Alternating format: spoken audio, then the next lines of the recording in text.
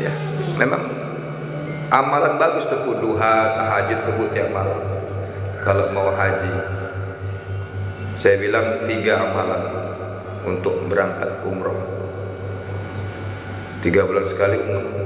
1 tahajud, 1 duha tiap hari, 1 jual tanah. Insya Allah. Pasti ya, pasti. 3 bulan. Pasti dia. Baik, kita lanjut. Ahli nujum. Nah, maka turun ayat Al-Falaq itu, Bunda. Peristiwa Al-Falaq dan An-Nas diturunkan Allah karena Nabi Muhammad SAW bin Abdullah itu pernah kena sihir. Maka turunlah ayat. Sampai sekarang lah kalau kita kena sihir untuk ruqyah itu bacanya itu Al-Falaq dan An-Nas. Nah, apa kata ahli nujum itu? Dilihatnya, diramalnya. Arti mimpi itu adalah engkau besok bakal punya keturunan seorang pemimpin yang dimuliakan oleh alam semesta, kata ahli nujum. Tapi syaratnya 1, harus kawin. Astaghfirullah Rabbal baraya, astaghfirullah minal khataya, astaghfirullah Rabbal baraya, astaghfirullah minal khataya, astaghfirullah Rabbal baraya, astaghfirullah minal khataya, astaghfirullah Rabbal baraya. Assalamualaikum warahmatullahi wabarakatuh.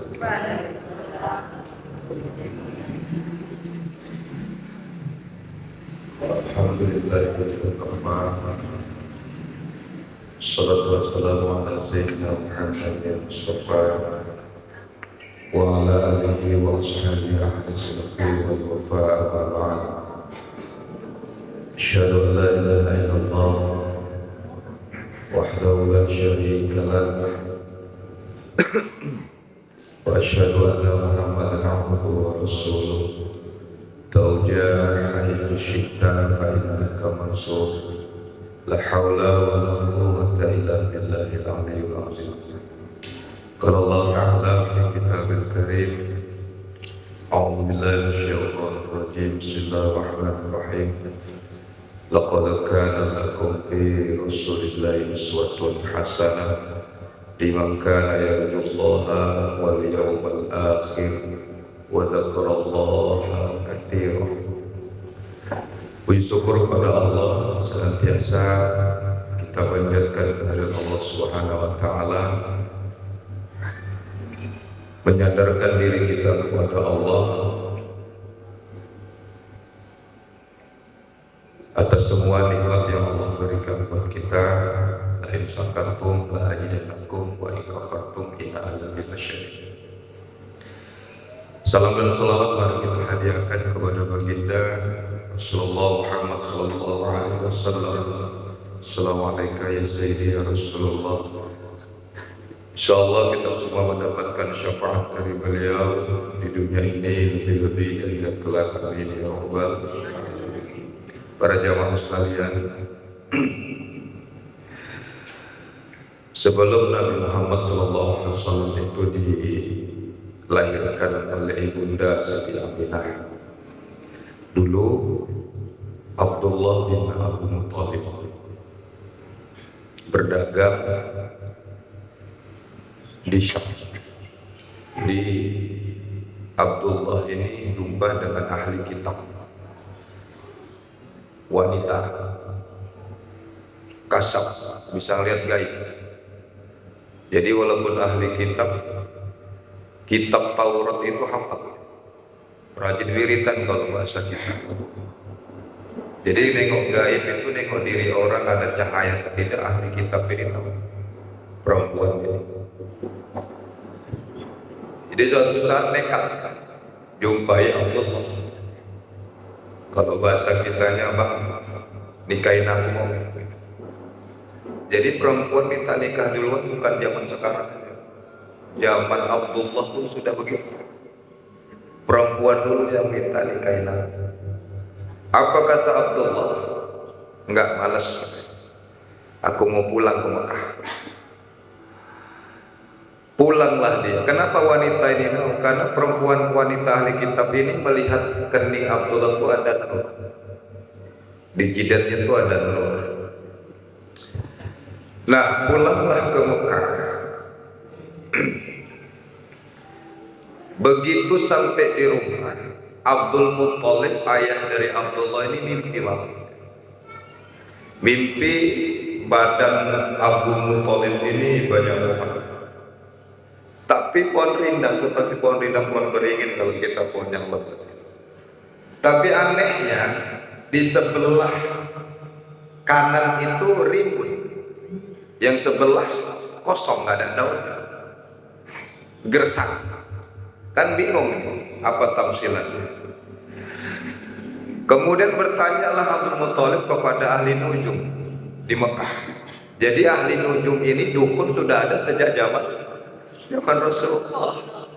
Jadi yang namanya sihir ini nggak sekarang aja, ibu. Makanya jangan nggak percaya dengan sihir. Santet itu sudah ada, bahkan Rasulullah pernah kena sihir. Pernah Rasulullah itu rambutnya gugur, dikuul. Makanya model sekarang santet itu kalau rambut kita makanya hati-hati. Ini kemampuan ini kalau nunggu mandi wajib dikuul-kuul, taruh di cermin tuh apa? Untuk nunggu mandi, buang aja enggak apa-apa, nggak mesti dikumpulin. Gini bu, hukumnya saya kasih tahu. Kalau ibu halangan akan mau mandi, mau bersih nih, udah bersih, mau mandi, akan mau mandi, kalau rambut itu rontok, jangan dibuang, bawa untuk mandi. Tapi kalau ibu 7 hari lagi bersih mau mandi, gugur, jangan dikumpulin. Bahayanya 2 bu. 1, nanti kalau orang nakal, rambut ibu itu untuk disihir, untuk bikin ditanam di rumahnya, jadi penyakit. Yang kedua, anak-anak ada cucu anak kecil di rumah, gratil tangannya termakan. Hukumnya begitu. Kalau ibu akan mau mandi, rambut itu rontok, nah dikumpulkan boleh. Umpamanya siang nanti mau mandi nih ibu, rambutnya rontok nih rambut ibu, bawa untuk mandi, simpen dulu. Tapi kalau 5 hari lagi, 7 hari lagi, kalau rontok nggak apa-apa dibuang. Paham ya? Itu hukumnya. Jangan, hukum itu jangan pincik kali, jangan terlalu kuat gitu. Macam kambing aja semalam saya terangkan itu, kakek kurban itu bengong semua itu ibu. Saya pernah terangkan, ibu kalau mau kurban ada keluarga 5 orang, mampunya tahun ini cuma 1 kambing, nggak apa-apa atas nama 5 orang itu, nggak mesti lembu. Lah mampunya 4 kambing kurban atas nama 5 orang, bahkan dimasukkan yang sudah meninggal dunia itu juga. Orang tua yang sudah meninggal masukkan atas nama kurban. Kadang-kadang BKM panitia ini sok ketinggian ilmu, kita kasih tahu nggak mau. Ini ngeyel. Aku udah tanya sama ustaz yang mana, kitab apa, dan kita sudah sepakat di sebagian ustaz yang senior kok.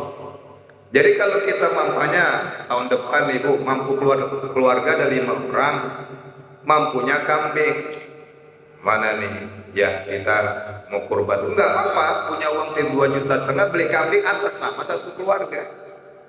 Bahkan ini jamaah nih, mampunya kita kambing nih kurban atas nama jamaah semua, enggak apa-apa. Tapi kan nggak mungkin bu, lucu. Kita punya 1 jamaah kurban tiap tahun kambing 1 ekor. Wah, ya enggak lah. Anggotanya banyak, rebutan. Untuk 1 anggota 1 kambing aja 10 orang habis. gitu. Makanya kita usahakan tahun depan bisa beli lembu gitu. Baik, untuk keka juga. Keka saya terangkan begini. Kalau keka laki-laki berapa syaratnya dalam ilmu fikih? 2 kambing, perempuan 1. Nah, kebetulan ibu punya cucu lahir menantu ataupun anaknya lahir laki-laki kan mesti 2. Mampunya cuma 1, nggak mesti 2 dan nggak mesti dihitung hutang. Boleh 1, nggak tahun depan 1 lagi nggak mesti. Mampunya 1 ya 1. Kenapa? Karena hukumnya masih sunnah. Kurban itu sunnah walaupun sudah muakkad, keka itu sunnah. Mampunya seberapa kita lakukan, gitu. Kecuali wajib, jangan dilebihi, jangan dikurangi. Umpamanya sholat subuh, keenaan nambah 2 lagi 4 rakaat, itu salah. Ya, nggak boleh kayak gitu. Kalau yang wajib dia nggak boleh lebih, nggak boleh kurang karena kunci. Yang namanya wajib itu kunci. Coba lihat ibu anak kunci di rumah itu. Kalau dia giginya lebih bisa masuk enggak? Enggak bisa. Kalau dia giginya kurang bisa masuk enggak? Enggak. Karena itu wajib. Wajib dia segitulah wajibnya bisa masuk. Dia itulah namanya wajib. Tapi kalau dia sunnah, semampu kita itulah sunnah namanya. Nah, orang sekarang lebih banyak cari-cari sunnah. Kadang-kadang tahajudnya sampai 12 rakaat pakai witir lagi. Subuh ke siangan. Tuh, coba. Aduh, aku pengen mau haji umroh sampai 12 rakaat. Dikerja tambah lagi duha. Zuhurnya kesiangan ketiduran. Sport doa, yang nggak dihitung itu yang sunnah-sunnahnya. Ya, memang amalan bagus tebu duha, tahajud tebu tiap malam. Kalau mau haji, saya bilang 3 amalan untuk berangkat umroh. 3 bulan sekali umroh. 1 tahajud, 1 duha tiap hari, 1 jual tanah. Insya Allah. Pasti ya Ustaz, pasti. 3 bulan. Pasti dia. Baik, kita lanjut. Ahli nujum. Nah, maka turun ayat Al-Falaq itu, Bunda. Peristiwa Al-Falaq dan Anas diturunkan Allah karena Nabi Muhammad SAW bin Abdullah itu pernah kena sihir.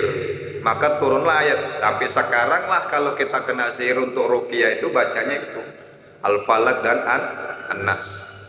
Nah, apa kata ahli nujum itu? Dilihatnya, diramalnya. Arti mimpi itu adalah engkau besok bakal punya keturunan seorang pemimpin yang dimuliakan oleh alam semesta, kata ahli nujum.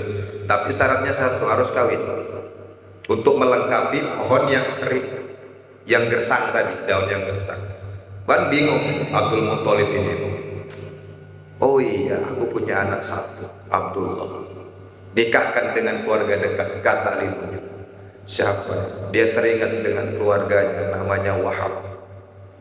Wahab ini punya anak perempuan namanya Siti Aminah. Menikah, datanglah ke Abdul Muthalib, datang ke tempat si Wahab, meminang. Hab bahasa kitanya.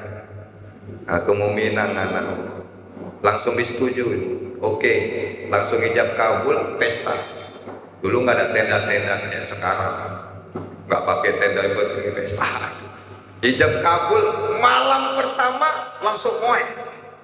Siti Aminah langsung hamil. Jadi Siti Aminah itu langsung hamil. Begitu umur 6 bulan, Abdullah merantau lagi. Udah hamil, tinggal merantau. Sampailah di negerinya, dia teringat mau pasang cabang, pasang 2 maksudnya. Pikir Abdullah ini. Datanglah ke tempat ahli kitab tadi. Neng, bahasa kitanya begitu. Dulu waktu aku mau pulang kok ngajak aku nikahin kamu. Aku sekarang mau. Kata ahli kitab itu, aku nggak mau lagi. Kenapa? Karena ahli kitab itu melihat nur yang ada di jidat kening Abdullah udah hilang. Kenapa hilang, Bu? Karena sudah disalurkan kepada Siti Aminah. Itulah yang menjadi bakal benih johirnya Nabi Muhammad Sallallahu Alaihi Wasallam. Dan bersyukurnya Nabi Muhammad tidak lahir di perut seorang ahli kitab. Andai saja dulu Abdullah mau gitu langsung kan, ya mungkin Nabi Muhammad keturunan dari ahli kitab. Ternyata Allah punya rencana lain. Siti Aminah seorang wali Allah. Besarlah usia 6 bulan kandungan Siti Aminah, merantaulah Abdullah di tengah jalan. Dia minta nikah lagi. Kemudian sakit di negeri Sam, meninggallah. Abdullah ini nggak sempat pulang, sakit meninggal di tengah jalan. Kan sedih. Sudah hamil tua, mau melahirkan, ditinggal merantau, dapat kabar meninggal. Ada yang pernah ngalamin gitu? Banyak ya di Indonesia. Di Indonesia udah hamil tua, suami merantau, tinggal di rumah sendiri, tahu dapat kabar meninggal dunia. Siapa teman Siti Aminah? Jibril dari langit bersuara, Aminah yang sabar, anakmu nanti namakan Muhammad. Jadi yang berikan nama itu Jibril kepada bukan kakeknya. Secara syariat itu memang di Mekah itu kakeknya kan, di kota Mekah siapa namanya Muhammad. Padahal Siti Aminah itu udah tahu duluan kalau nama yang dikandungnya itu Muhammad atas pemberitahuan Jibril. Tiap malam bu bergantian sampai lahir. Tiap malam tuh Jibril nanti Mikail yang menghibur supaya nggak sedih Siti Aminah. Tibalah pada waktu lahir, turunlah Allah mengutus dua orang bidan gaib, penduduk surga. Siapa bu? Siti Hawa dan Siti Maryam. Sebenarnya ada satu lagi, istri dari Fir'aun, Aisyah, Asia. Jadi itu bidan. Jadi bidan gaib. Jadi kalau orang bilang salah Siti Aminah nggak pakai bidan, ada bidannya, tapi gaib. Penduduk surga langsung ya. Itulah yang ngasih buah-buahan, dikirim bu tiap malam bu. Ya selayaknya kita kalau hamil melahirkan itu. Dikirimi buah-buahan, makanan, susu, semuanya pokok dikasih itu dari surga langsung. Tapi gaib. Nah, begitu menjelang lahir ini yang paling penting. Ketika Nabi Muhammad SAW kecil lahir dari perut ibu Aminah,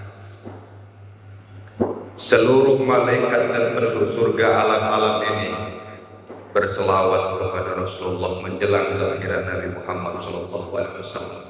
Bagaimana selawatnya? As-salatu wassalamu alaika ya Rasulullah. Bergembah itu bukan, diam semua angin. Sallallahu ala ya Muhammad. Pohon pun diam, gak ada angin, semuanya sujud. Sallallahu ala ya Ahmad. As-salatu wassalamu alaika ya Habibullah. Dan itulah amalan salawat yang pernah saya kasih kan? Ya enggak? Pernah saya kasih itu kan? Tapi ada sambungannya nurun ala nurin. Bu, ibu jangan pikir nanti begitu ibu meninggal dunia masuk dalam kuburan yang ditanya maruf, bukan. Jangan ibu pikir yang ibu tanya itu maruf, bukan. Allah pertama sekali akan nanya kepada kita. Apa yang ditanya? Kau kenal nggak dengan Nabi Muhammad? Kalau kita nggak kenal, baru masuk pertanyaan yang 5 itu. Ma'rabuka, ma nabiyuka. Kata Allah, kau kenal nggak dengan Nabi Muhammad? Kalau kita nggak kenal, maka siap-siaplah untuk menerima hantam. Tapi kalau kita kenal, Rasulullah nongkrongi kita di kubur lembarnya. Malaikat pun nggak jadi nanya. Siapa Nabi? Nabi Muhammad langsung yang jawab. Inni hadihi ummati. Ibu udah kenal. Bersyukurlah ibu yang udah pijak tanah haram, sudah dikenal sama Rasulullah. Satu. Bersyukurlah ibu yang sudah pernah memijak Masjid Madinah, yang sudah berziarah. Rasulullah sudah kenal muka ibu. Tiga. Bersyukurlah ibu yang selalu rajin bersolat. Ibu jangan sepele dengan umroh itu. Yang sudah haji bersyukur, yang sudah pijak umroh bersyukur ibu. Rasulullah udah nyatakan aman, aman. Yang sudah berangkat pasti kepingin berangkat lagi, ya kan? Rindu, ya. Rindu banget, gua ajar itu kan. Masya Allah. Saya kalau ngumpul berdua sama mama itu cerita, mama tuh selalu cerita, kepingin lagi. Saya nggak bilang apa-apa, amin. Dan dalam hati aja saya, amin. Mudah-mudahan berangkat 3 orang kita, berangkat haji, bapak, mama, aku. Asal kami cerita di rumah gitu, kepingin haji sebelum wafat, kan tersentuh hati saya. Pura-pura aja saya diam. Tapi saya mikir kayak mana umrah ya begitu Bu. Iya. Insya Allah kita berangkat semuanya.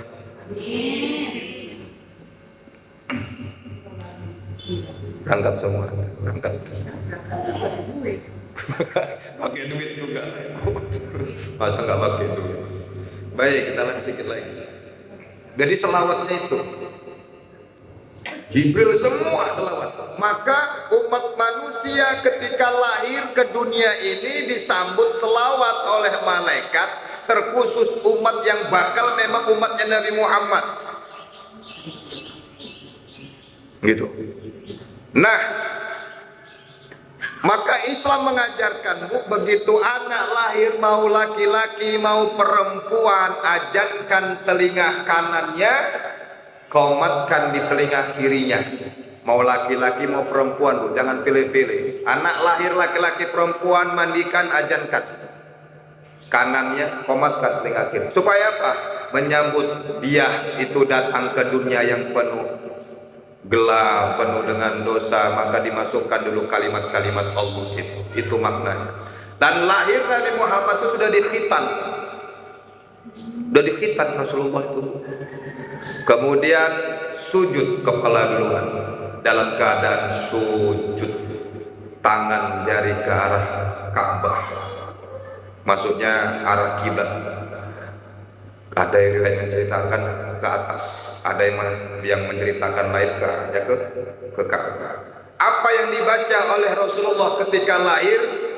Allahu Akbar kabira walhamdulillahi katsira wa subhanallahi bukratan wa asila. Jadi ajaran sholat itu bukan peristiwa Isra Mi'raj. Sejak Rasulullah lahir itu sudah ada gambaran perintah sholat.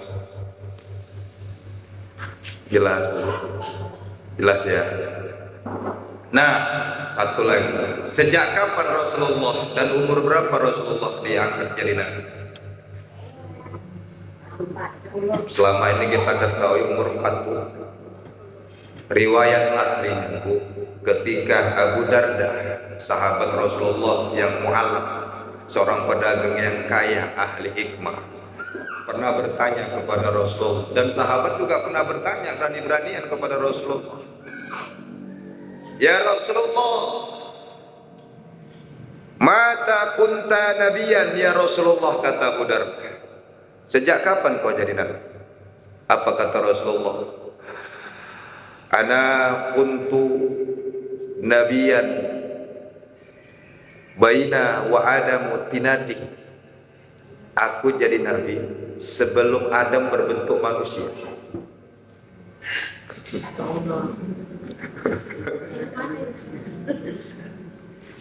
Dalilnya yang kuat. Ibu pernah nggak dengar cerita Ustadz? Kalau pengajian itu, dulu pada waktu Nabi Adam kan makan buah kuldi, minta ampun sama Allah, sujud begitu dengar.